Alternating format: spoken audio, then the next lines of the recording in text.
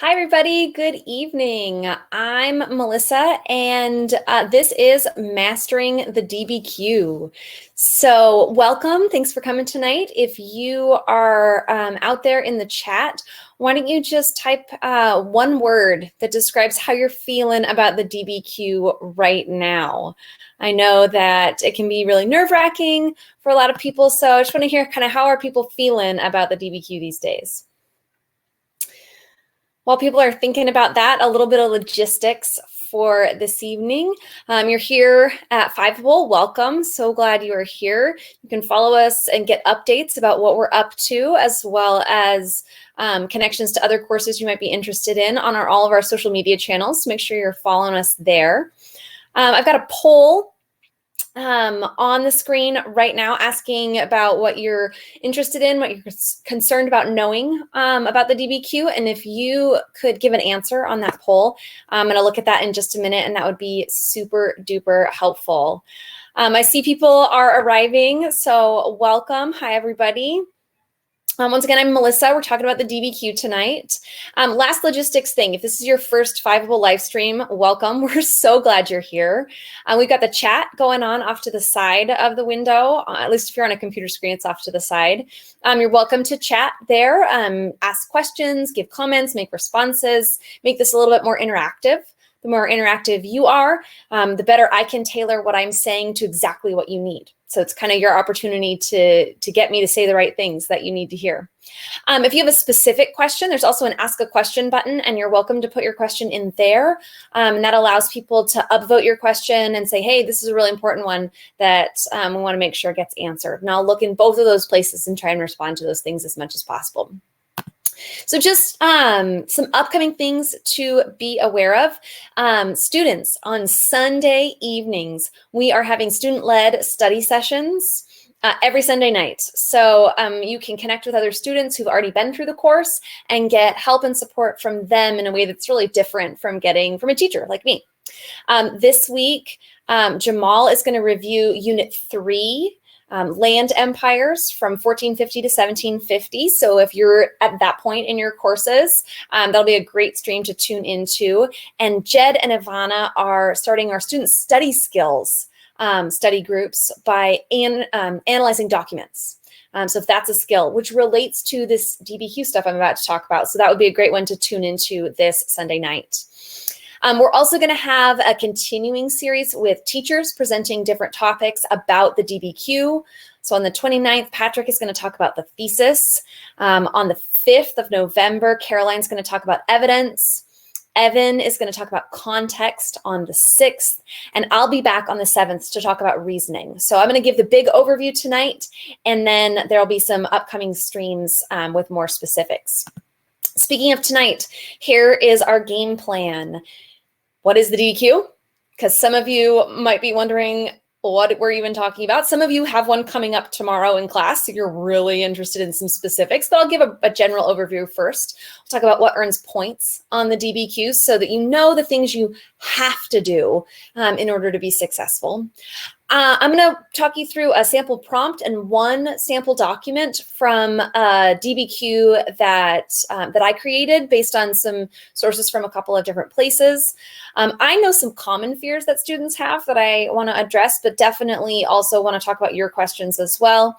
I'll give a general outline for writing and then save some time at the end for Q&A. I already see some questions popping up in the question boxes. So let me take a look at those before we dive in and see what's going on. So the first question someone's asking just about me. Have you ever graded a DBQ for the College Board? Yes, I have. In 2017, I was a reader for the AP World History exam, and I scored both the LEQ and the DBQ. So yes, that is something I know some about.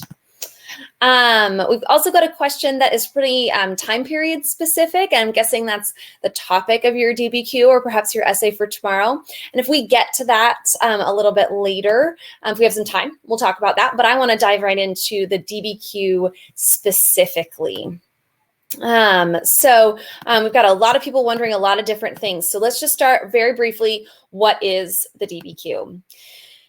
Most broadly, The document-based question, that's what it stands for. Document-based question is your chance to show both knowledge and skill in your own words. So hopefully at this point, you know that the AP World History exam includes both multiple choice and free response questions. The DBQ is one of those free response where you're writing in your own words about your own knowledge.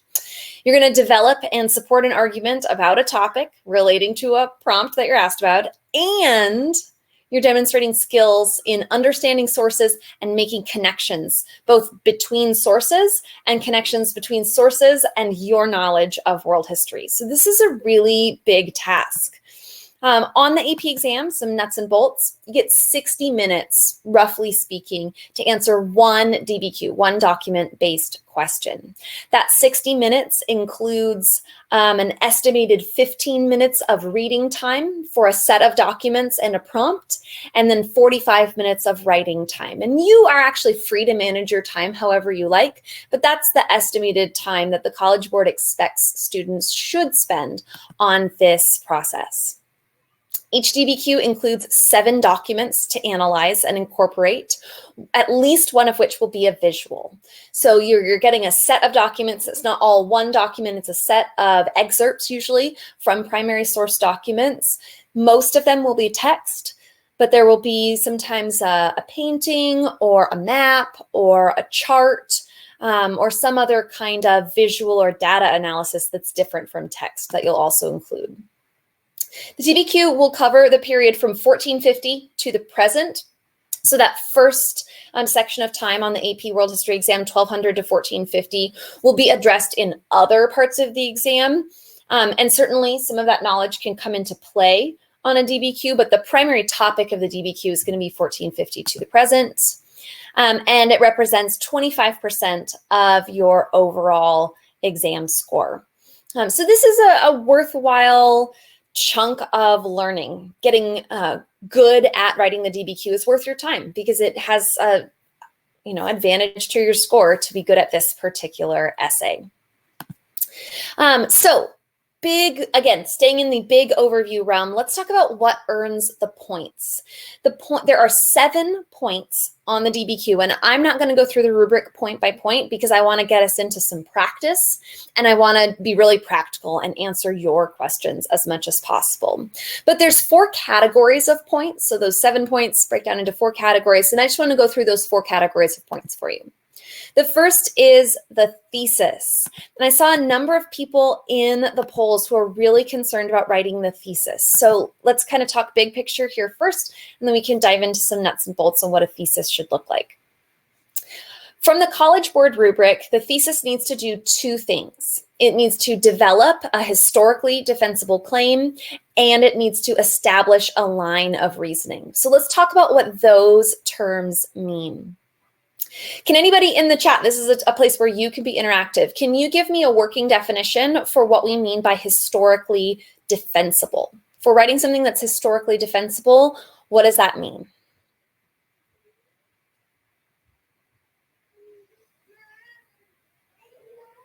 And this is where there's just a little bit of dead air because I know there's a delay in you hearing my voice and you typing. So I would love to see some answers from folks out there about historically defensible.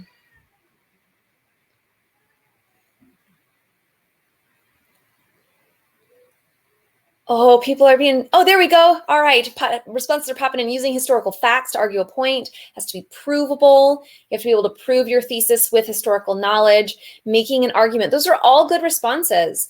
Historically defensible is actually even a little bit broader than that. I like the word provable. You have to be able to prove your thesis with historical knowledge. In kind of the broadest terms, historically defensible means that it's plausible, that it's not just some crazy out there idea. It needs to be historically reasonable. It could be proved. And the good news with historically defensible is that there's not one right answer. There are multiple possible correct and valid answers that could work for any document-based question you receive. So a historically defensible claim is an argument. Claim is another word for argument or assertion. So you're going to take a stand, make a claim. It should be plausible, should be historically defensible. There's some evidence out there that's probably going to back it up, and establish a line of reasoning. So the way I like to think of this is you're going to state your claim and you're going to give a broad because statement within your thesis. So when we look at a sample prompt, we can maybe do a couple of trial thesis statements with that sample prompt for those of you wanting to write some thesis statements today. But it needs that claim and the because. And if you want a really superior high-level thesis statement, you would also include a counterclaim. And I'm going to go into the idea of counterclaims and complex argumentation in my stream on the 7th about analysis and reasoning. And I just want to put it out there that you can start building your complex argument right in your thesis. The second category of points that you can earn on the DBQ is for contextualization. And it's describing the broader context that's relevant to the prompt.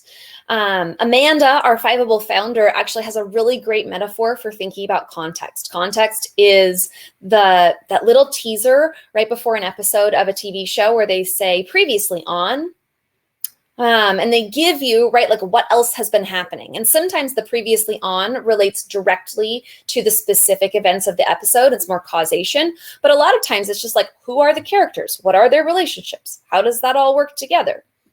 History has a previously on. What else is going on out in the world that might have a connection or a relevance to a particular topic that the prompt is asking you?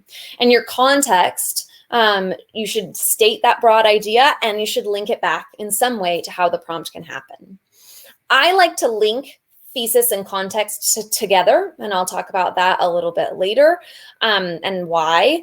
But I think that those two really go neatly together. So you can think about, I take my broad context, I link it to this claim with reasoning that I'm trying to develop. And that makes the introduction to my essay. Third category for points is you're going to support your argument with evidence. If it's a historically defensible claim, if it's provable, pick the facts that are going to prove it and explain how they do that. You're going to need two kinds of evidence in a DBQ. And this is actually a place where a lot of the points are earned because the thesis is worth 1 point. Context is worth 1 point. Evidence is worth up to 3 points. 1 point is for using evidence, just having evidence from at least 3 documents. You can earn 2 points if you have evidence from 6 of the 7 documents and if that evidence is explained to support an argument. If there's some way that you're connecting that evidence back to an argument. And then that third evidence point comes from thinking of a piece of evidence that you know about world history that it isn't in any of the documents and bringing that in to support an argument. So finding the evidence and using that evidence to support your ideas is a huge part of where you earn points on the DBQ. And then the fourth category of points, the last 2 points, are for analysis and reasoning. And I'm going to do a stream on analysis and reasoning in a couple weeks, so I'm not going to spend a lot of time on it tonight, but it's something called sourcing. Thinking about the source of your documents and how that impacts your use of the documents, and then demonstrating complex understanding throughout the entirety of your essay. And that's the one that I call the unicorn point. That's why I have my magical unicorn on the slide here, is just the idea that this 1 point, this complexity point, is wonderful and magical and special and kind of hard to explain. Which doesn't mean we shouldn't strive towards it. It just means that it's a little mysterious. And if we don't ever quite get there, we're still in really good shape with the rest of our essay. So those are the 4 categories of points. I'm seeing another question in the box. So let me take a look at that before we move on to my next section. All right. So I've got a question here that asks, do you use multiple documents in one paragraph? Okay. So do you use multiple documents in one paragraph or a separate paragraph for each question? This is a fantastic question, Mark. I really appreciate you asking about using the documents. It doesn't matter, is the true answer. In terms of the way the rubric is structured, if you are using your evidence to support an argument in response to the question, it doesn't matter how many documents are in each paragraph. I think from my years of teaching this and from scoring this, that the strongest essays are going to use multiple documents together in body paragraphs. That's the strongest, most complex way to do this, but it's not the only way to do this. The most important thing for all of this advice I'm giving you about DBQs is that you need to answer the prompt using evidence. And whatever structure you do that in is up to you. Your teachers, students out there, your teachers may have different expectations and different requirements for what you're supposed to do for class. I tend to set the bar higher in my classroom than the College Board sets on the exam because I want my students to strive for excellence. So do what your teacher is asking you. And also know that if you forget to do one of those things on the AP exam, it's probably not the end of the world. So hope that answers that question. I'm also seeing a question in the chat. The DBQ seems to be a synthesis essay. Is that correct? Not necessarily.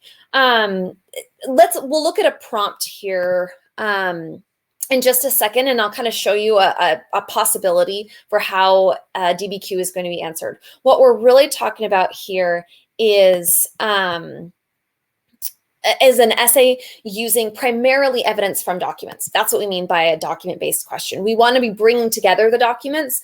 We could synthesize them, if that's a word that your teacher is using, but we could use the documents in a lot of different ways and still be successful.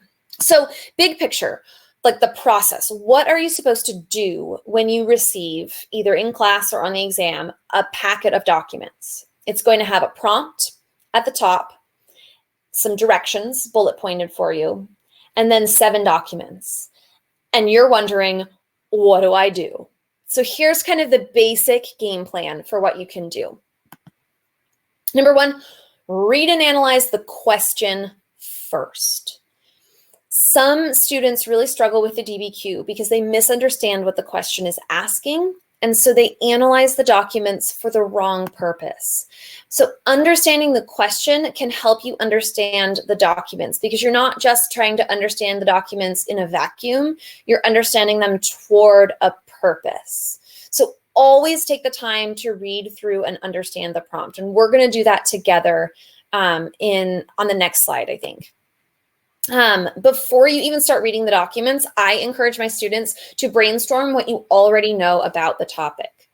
It's likely that the documents will overlap some of the knowledge you already have about a particular topic, but it's also possible that some of your knowledge won't show up in any of the documents, and there you already have your outside evidence point wrapped up because you've brainstormed and you know what information you might want to include. So read and analyze the question, brainstorm what you already know, then you go into those 7 documents, and you're going to take some time. You're going to take, probably 13 of your 15 minutes because you spent 2 minutes on the prompt, 13 minutes to read and analyze 7 documents.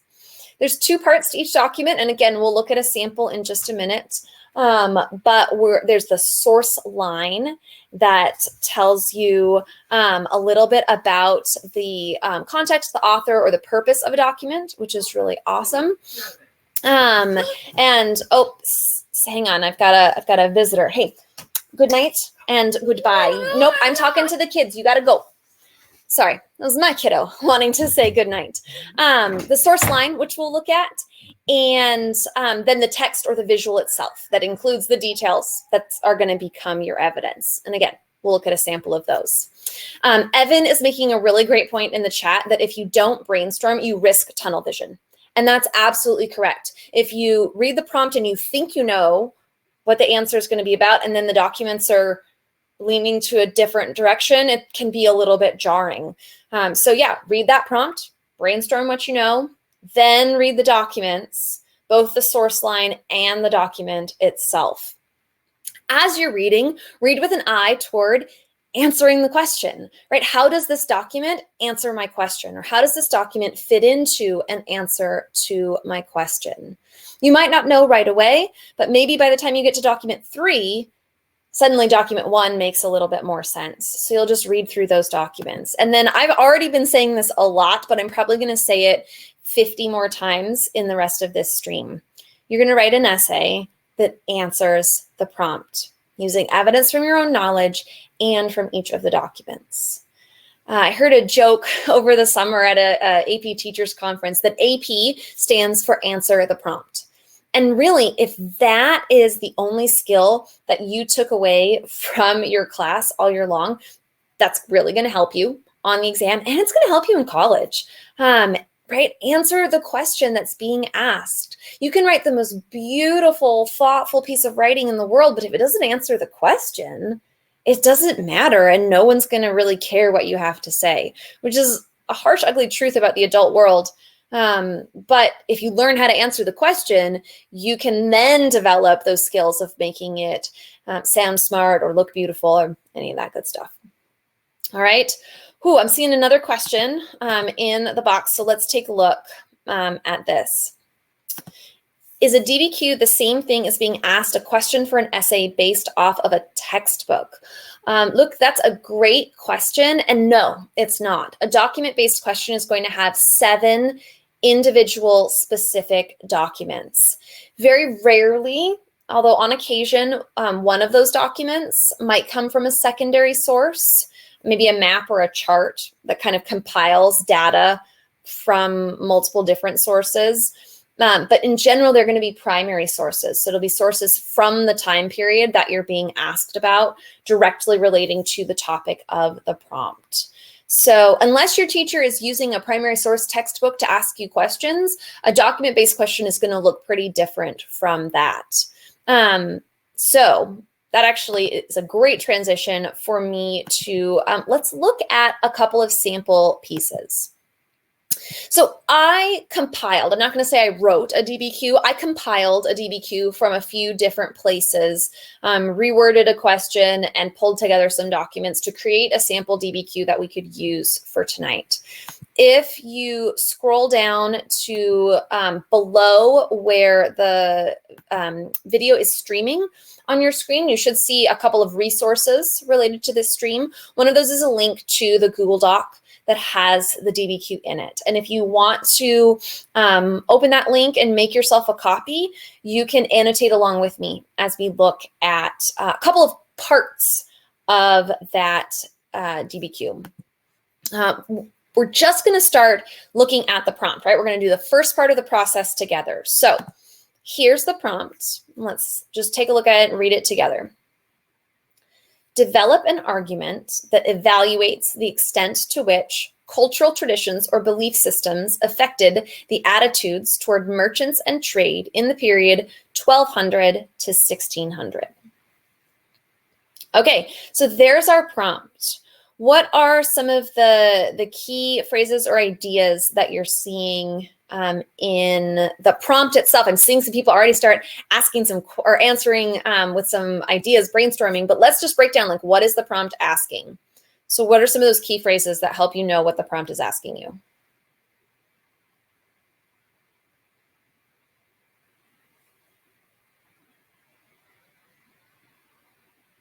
Okay, merchants. Yep. I circled merchants last, so I'll get to there, but merchants and trade. Yep, we need to be paying attention to merchants and trade. What else do we need to be thinking about?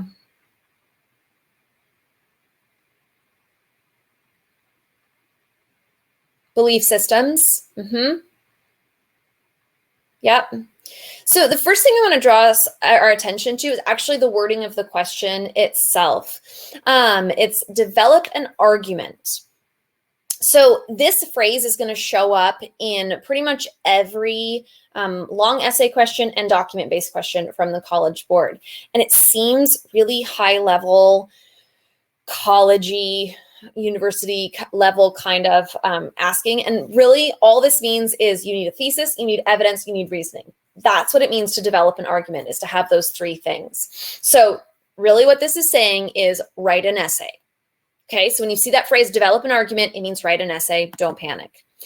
This phrase here evaluates the extent to which has been really common over the last couple of years in both sample prompts and actual released items from the College Board.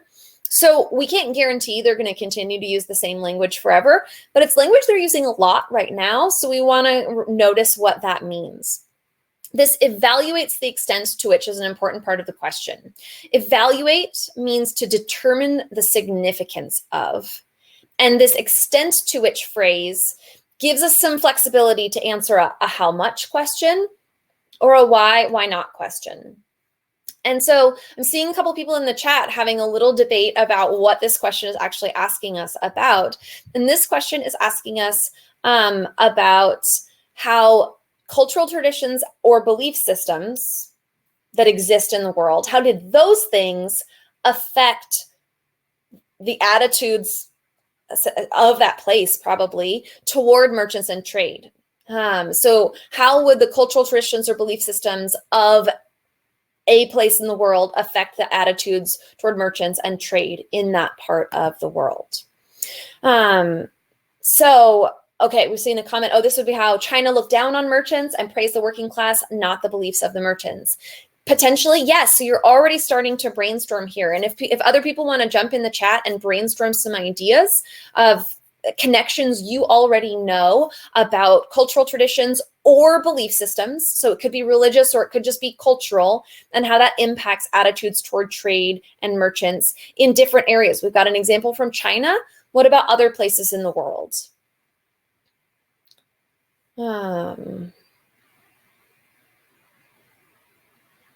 Yeah, so these are great comments people are saying, remembering what you know about China and the attitude toward merchants or toward trade in China. What else?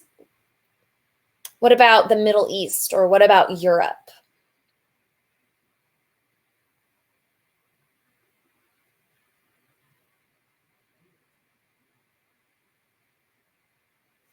Okay, African Atlantic slave trade, possibly. We do see that this prompt is getting us up to 1600. That puts us really late in the time period, but it's possible. So let's brainstorm. What are some of the major cultural traditions or belief systems? Vanessa's jumping in with Islam, right? Do we know anything about Islam and its attitude toward merchants or trade?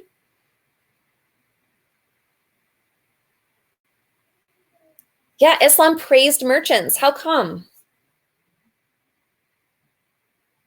Okay, we know that Islam was spread through trade networks and through merchants. So, it's likely that there was at least some support of merchants in Islamic areas.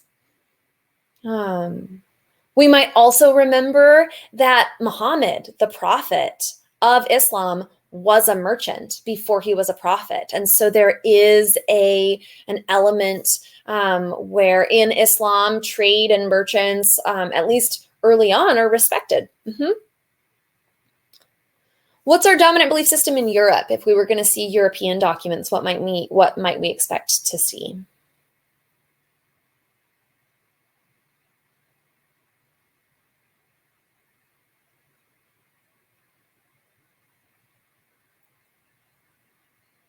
Okay, so 1200 to 1600, we're in the Middle Ages in Europe. We've got kings and queens, sure. Belief systems. What are some of the cultural traditions or belief systems, hint, hint, that we might expect to think about if we're thinking about Europe? Because we've thought about China, we've thought about the Middle East and the Islamic world. What about in Europe? Christianity. Vanessa, you're on it with our belief systems tonight. Yes, that's right. Christianity. So we've got a couple of forms of Christianity, depending on where in Europe you are. But do we know anything about the attitudes of Christians or of Europeans toward trade and merchants? And if you don't know yet, that's okay, because remember, we're going to have documents to help us out.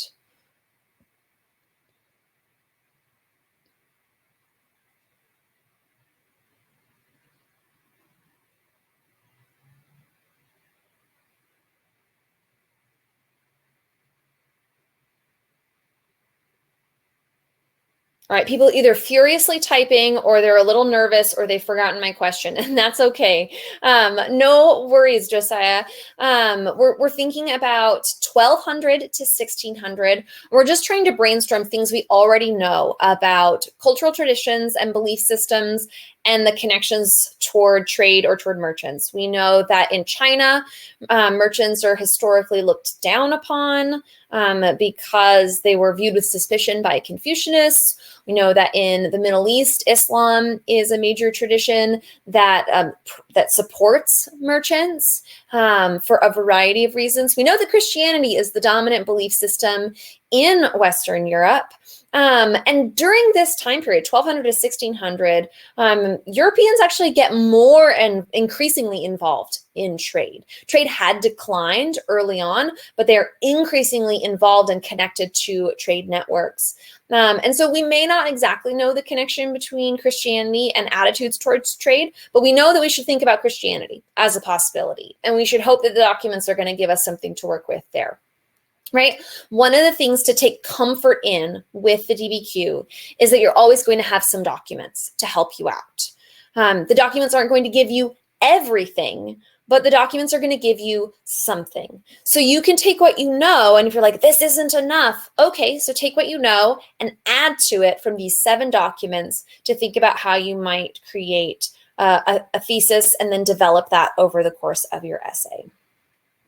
So this is the prompt itself that we're looking at right here. Any questions about this prompt in particular or analyzing the prompt in general as a part of the DBQ process? Pause here and answer questions about that before we take a look at a document together.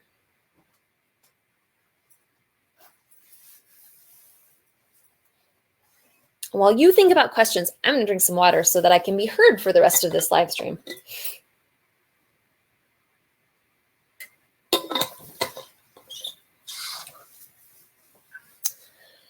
Okay, so we've got a great question here. Does the phrase cultural traditions generally mean religion? So because I wrote this prompt, I actually included cultural traditions to allow us to extend beyond religion. Belief system is going to generally mean religion or philosophies, that kind of thing. Cultural traditions could go beyond that, could be much broader than that. Hierarchies, I'm seeing the question there about hierarchies. Hierarchies would be more of a social characteristic of a civilization. It doesn't necessarily exclude it from your discussion in the essay, but cultural could be things like, trying to think of non-religious cultural traditions.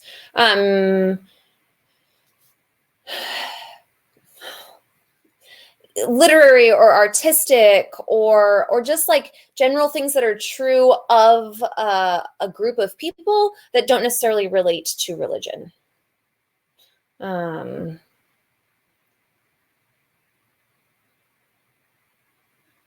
Okay. Yeah, a culture's point of view. That's a great way to think about cultural traditions. Absolutely.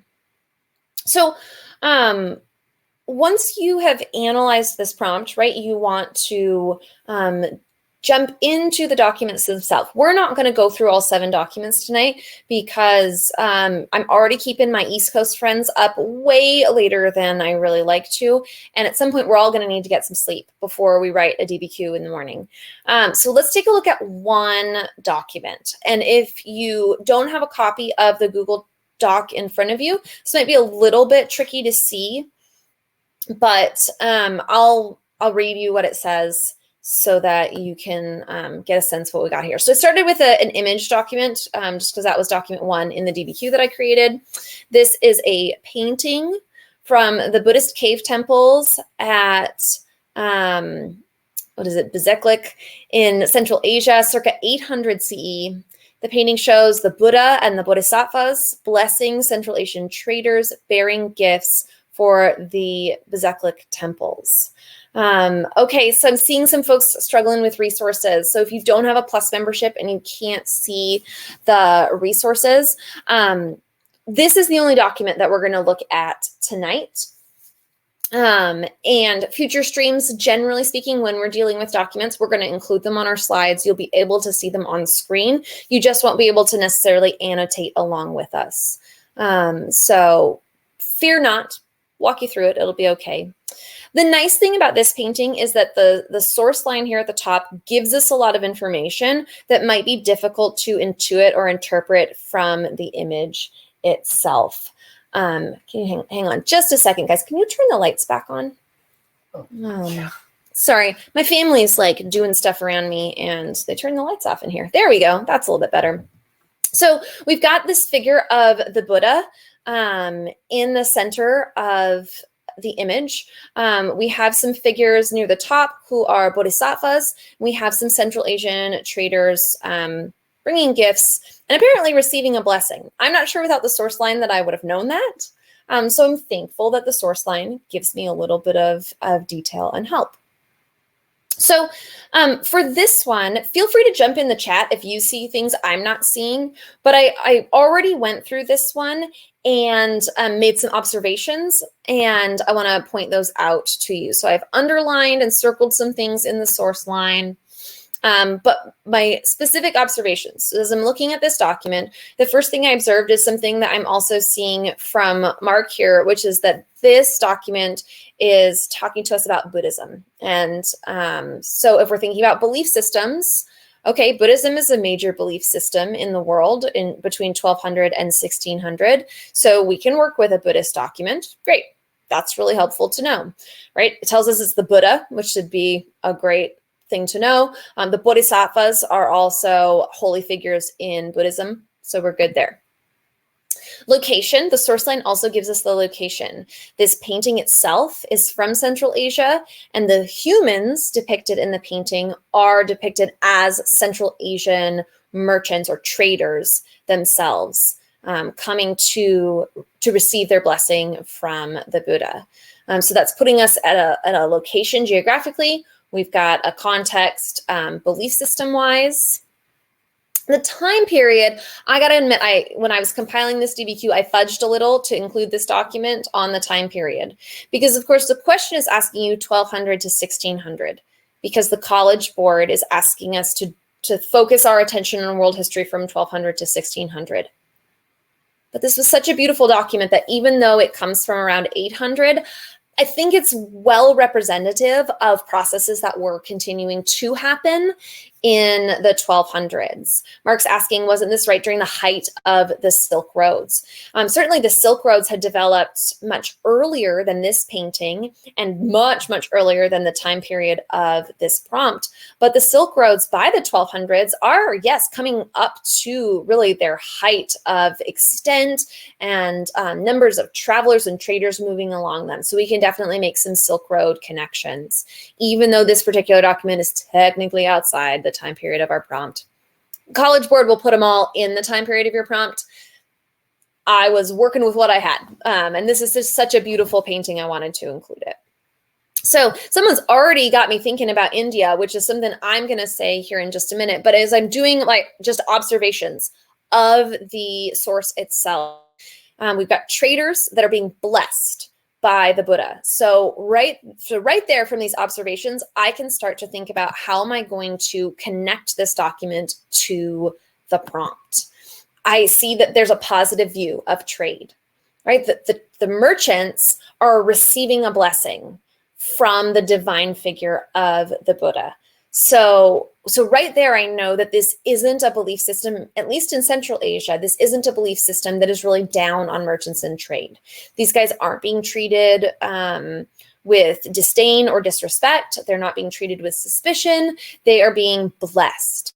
So that could be really helpful for me to think that at least some religions supported merchants and trade. This is Central Asia. And so then I want to ask, okay, I know that Buddhism is in a lot of different regions between 1200 and 1600. So what do I know about Buddhism in those other places? What do I know about Buddhism in India? What do I know about Buddhism in China? And if I have a piece of outside knowledge that could be relevant in connection with this document, that could be really helpful. In general, I know that Buddhism was founded in India. You're right, look. But that may or may not be the most useful piece of information that I know. I also know that Buddhism, similar to Islam, is a universalizing religion that was spread along trade networks and spread in many cases by merchants going to new parts of the world. So the link between Buddhism and trade is long-standing and significant. Josiah's already asking the next question that I need to think about, right? Because analysis, not just using the documents for evidence, but analyzing the source behind the document is something that we need to think about. Josiah is saying that this painting might come from someone with a bias towards Buddhism. And in general, I'm going to advise you, like I advise my students, not to use the word bias if you can possibly avoid it. Bias is often seen by AP readers as kind of a lazy word for analysis. Instead, we might want to acknowledge that there's a purpose behind this painting. This is a painting at a temple. And the painting at the temple is showing traders or merchants who brought gifts for the temple getting a blessing. So if I came to the temple and I saw this painting, oh, those guys who brought gifts received a blessing. What is that supposed to make me want to do? Gives gifts at the temple. So this painting, it might be, we could say maybe that it's biased towards Buddhism because it's probably a Buddhist painting. It's certainly in a Buddhist temple, but it's probably more helpful to say that, hey, this painting is trying to encourage other merchants, other traders, other travelers who come to visit the temple to be like the merchants in the painting, to give their gifts in order to receive the same favor that the painting is depicting.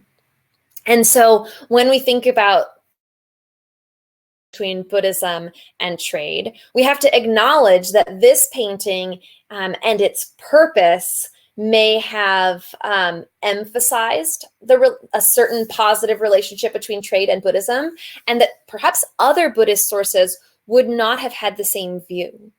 They could have had a contrary view or just simply a more neutral view about trade because they're not operating from the same purpose. So I would do essentially the same process much more quickly for each of the 7 documents. I did it slowly here with you so that I could talk it out loud. You're never going to need to talk these out loud unless your teacher does that as an assignment. But on the exam, you're not talking about these documents, and you don't even have to write everything that you see on my screen out in words. You could think all of this and write very little on your paper. But essentially, you want to do this process. You want to read the source line, look at the text or the visual of the document, make your observations. What do you notice? And then connect those observations to the prompt itself. How does what I've seen in this document help me to answer the question that I've been asked? So at this point, we've talked about what is the DBQ. We've talked about the scoring categories. We've looked at a prompt. We've looked at a document. And so now I want to turn a question back to you. I have a few things still that I can talk about, but I want to ask you this one. When you think about the DBQ, and for some of you, this is very real. We've been getting questions all afternoon from folks who have a DBQ assigned tomorrow in class. What makes you most nervous about this big picture process? You can ask your questions in the chat or in our question function. And I'm going to give you a little bit of time to think about and write out your questions. I'm going to keep talking while you do that so that it's not awkward dead air. And I'm going to talk about some of the common fears that students have, but I definitely want to hear your questions or your concerns, even in the middle of while I'm talking, so that I can make sure I'm answering those things because you showed up live, so you get your questions answered. All right, we've already got one from Mark before I dive into mine. I'm most nervous about organizing my thoughts. I don't want to waste time, but I definitely want to have my thoughts organized. Mark, that's a very reasonable concern and a very thoughtful thing that you're doing already. Thinking, okay, I want to be organized, but I don't want to waste time. My suggestion would be to start thinking about what tools you know how to use that can help you to create an organizational structure quickly. So for example, if you got a prompt that was comparative, you might be a person who draws a quick Venn diagram, jots down a couple of bullet points in your Venn diagram, and that visual then reminds you of what you are going to do. If you're not a particularly visual person, I've also had students do a quick bullet point outline, and it doesn't have to be beautiful, right? Because nobody's scoring your outline. But by bullet pointing their ideas, and even if it's just keyword bullet pointing, they remember the topics that they want to address in each body paragraph. That's another thing I've seen students do. I've seen students draw timelines. So I would say find a tool that you can create quickly and that is helpful for you to remember. And so then you can eventually scale that tool down to its very most minimal components. And we have to remember this is a process, right? In October, we're all working a lot more slowly and a lot harder because we're not good at this yet.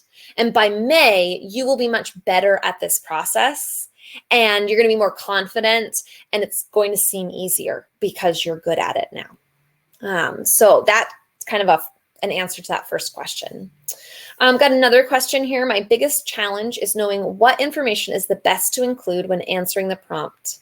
And it is hard to transform the information into an answer for the prompt, how to make it into an argument. Yeah, those are some very real challenges. The information that's best to include when answering the prompt is the information that most clearly answers the prompt. So most easily. And with the documents, you want to maybe pick one idea from each of the 7 documents. You need to use all of the documents if possible. So don't try and use 5 things from one single document. Pick one fact that relates best. And always remember that it's your argument that is the key, not the one true right answer. There are multiple good, valid, and even beautiful answers to any of these DBQs. So whichever information most closely connects to the idea you understand best is going to serve you well. Okay, I've got one more question from Sierra, and then I want to talk you through some general concerns I've seen students do. So this is a specific question. For compare and contrast DBQs, how do we organize that? So you must be writing the Han and Roman attitudes towards technology. The good news about a compare and contrast question, whether it is DBQ or long essay question, is that you can organize it in a lot of different ways and still be successful. You could do a paragraph of similarities and a paragraph of differences. You could do a paragraph that focuses on a single thematic aspect, so a single type of technology. I've seen that DBQ, but I'm not super familiar with it. So if there's like certain types of technology that they had similar attitudes about, and then other types of technologies where they really differed, could organize it that way. You could do it by region. Here's what the Romans thought, here's what the Han Chinese thought, and then try and do your comparative analysis in a 3rd paragraph. I think that's the hardest way to do it, honestly, but you can do whatever is going to get you an answer to the question. There isn't a single perfect way to organize any particular essay. Okay, Josiah's asking, if you have 2 out of 6 documents that have a neutral view, how would you be able to incorporate that into your DBQ? If I'm understanding what you mean by neutral view, you're not going to have any documents with a neutral view. Every document is created by a human being, and it has, that human being has a point of view. That human being has a purpose for creating that document. That document was created in a historical context. that document was created for a particular audience. And you, as the AP student, are not the audience that these documents were created for, right? If a document was created 1,000 years ago, it wasn't created for you, which isn't a criticism of you. What it means is that if you think about who it was created for, that can help you to understand the limitations of a document or the value of a document when you're doing that sourcing analysis. And I'm going to go into that in more detail in 2 weeks when I do my stream about analysis and reasoning. You can use every document for evidence, and you can use just about any document for sourcing. So here are 4 things that students routinely express to me as being really concerning. The biggest one people say they're worried about is time. And a number of you indicated in my poll that you were also really worried about time. So one strategy for dealing with the time issue is practice. And that's really hard because you're like, but I have to write it tomorrow. And how am I going to manage the time tomorrow? You're going to do your best tomorrow because it's October. And your teacher knows that you're not good at this yet. You will be good at it someday, but you're not great at it in October. Nobody is. As you go through, you're going to continue practicing with samples, and you're going to practice them in class, and you're going to come to Fiveable live streams and practice them with us, and you're going to do whatever other review tools help you feel confident to practice with these samples. I also advise people on the actual exam, write the DBQ first and then the LEQ. The LEQ is always going to be shorter, and you can usually borrow some time from the LEQ to give yourself really that full 60 minutes. And if it has to be 65 minutes to write your LEQ, you can absolutely do that. Mark is asking about bringing a watch to the exam. If you wear a watch, bring a watch to the exam. Just make sure it doesn't beep or connect to the internet. But if you have an old school watch that you wear to help you keep track of time, absolutely do it. There's no guarantee that you're going to be sitting near a clock in the room that you're testing in. My students at my school test in the gym because there's so many of them taking the test. And some of them sit near the clock and some of them don't. So having a watch is great.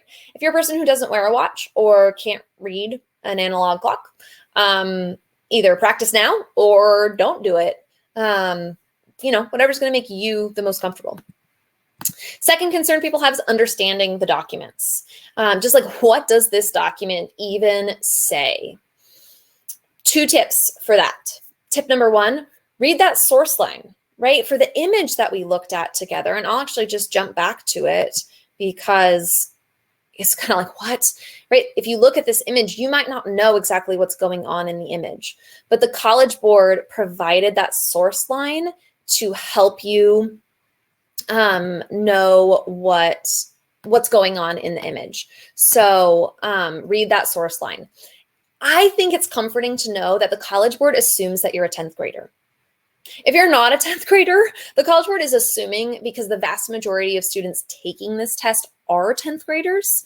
So that's kind of the level of knowledge and experience that they're assuming, which means that the basic understanding that you get from a document is often good enough.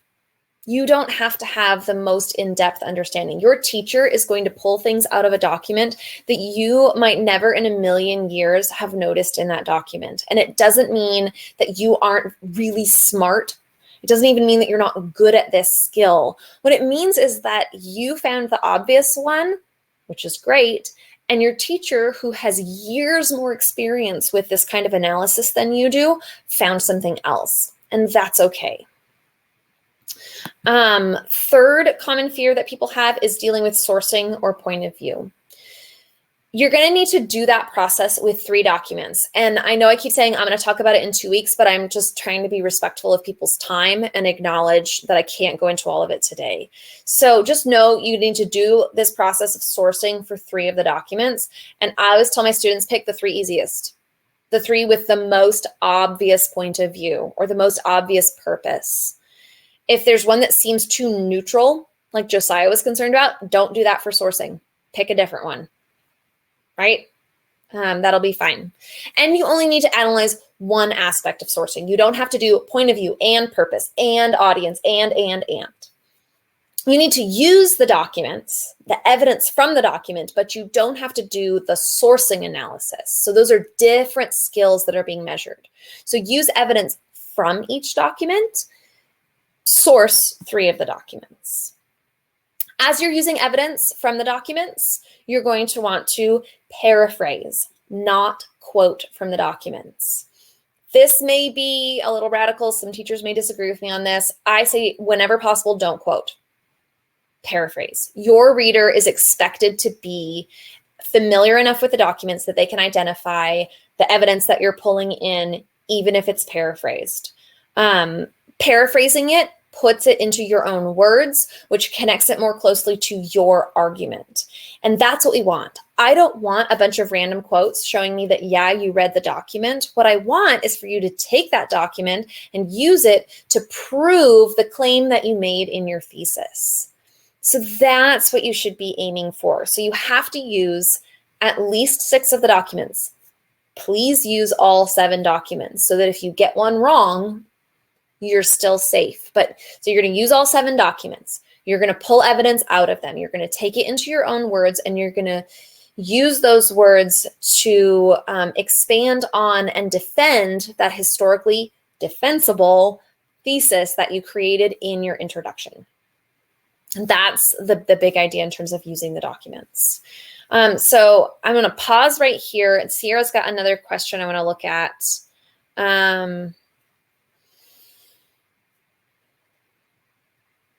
Sierra, I'm going to be honest, I'm not familiar enough with the Han and Roman attitudes toward technology, DBQ, to comment on the approach that you chose. I really appreciate that you're asking that question.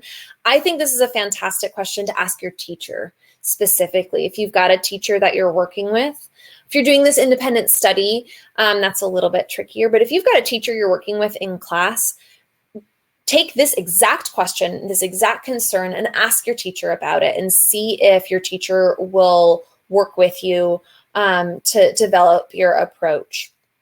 Because I'm just, like I said, not familiar enough with your DBQ. Big picture though, as you're structuring your essay, this is the guideline that I give to my students. Rather than saying there's one formula that fits everything, I say like, here's a really broad formula that you can adapt as you need to. I always suggest that the introductory paragraph be your context and your thesis, because those two things go so well together. You take the broad idea, you link it to your argument, bam, you're done. 2 points out of the way in your intro paragraph. You notice that I just say body. I don't specify a number of body paragraphs. You write as many body paragraphs as it takes to fully support that argument from your thesis with evidence. You're going to choose evidence from the documents. You're going to choose evidence from beyond the documents. You are going to do some sourcing analysis, and you're going to explain your reasoning for all of it. And you're going to do that for as long as it takes. Some of you are going to do it in 2 paragraphs. Some of you are going to do it in 3 paragraphs. Some of you are going to do it in 4 paragraphs. Some of you will forget to create paragraphs, and you will just write a long, beautiful run-on DBQ. It will be fine. You are supporting your argument. That's the point. Conclusion, I always suggest that you restate your thesis in new words in your conclusion. But the big idea here is you answer the prompt, you use evidence to answer the prompt, and you answer the prompt some more.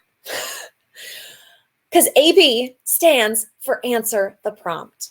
And no matter what structure you use, or how good your formatting is, or your spelling, or your conventions of any kind, if you are answering the prompt, you are setting yourself up for success. Make a claim, give some reasoning, expand on that with evidence, and explain your thinking throughout the course of your essay using the documents, and that's the key to a good DBQ. All right. So finally, some big questions time. You guys have been asking great questions, but let's continue to ask some questions. Mark says, would you recommend including our reasoning to our thesis within separate claims in each paragraph? Yes. And focus more on writing a convincing argument than flexing our historical knowledge?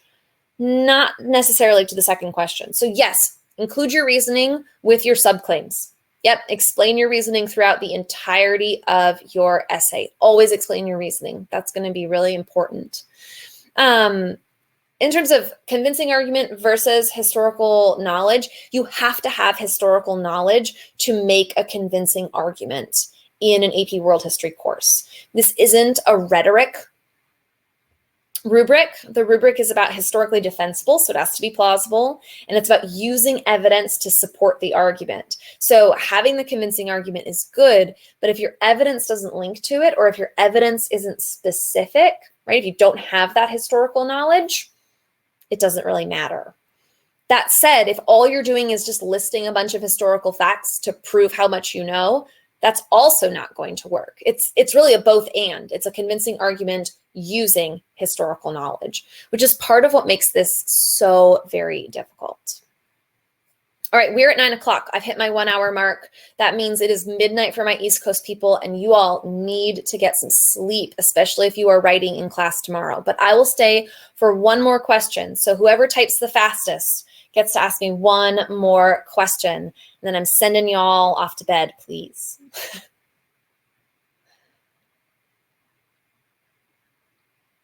Also, keep an eye on your email and on Fiveable for our upcoming DBQ streams. We've got teachers breaking down all these different components. Thesis people, that's our next upcoming stream. That is next Tuesday. So tune in next Tuesday about thesis. We're also going to talk about evidence in a separate stream. We're going to talk about context in a separate stream. And I'll be back in 2 weeks talking about analysis and reasoning, so sourcing and complexity. Thanks for tuning in with us tonight. The DBQ is a beast of a topic, and we are right at the beginning of this process. We're going to do a lot more work on this here in Fiveable and hopefully in your classrooms as well to get you really ready to tackle this on the exam in May. So have a great night, get some sleep, and I'll see you in the next stream.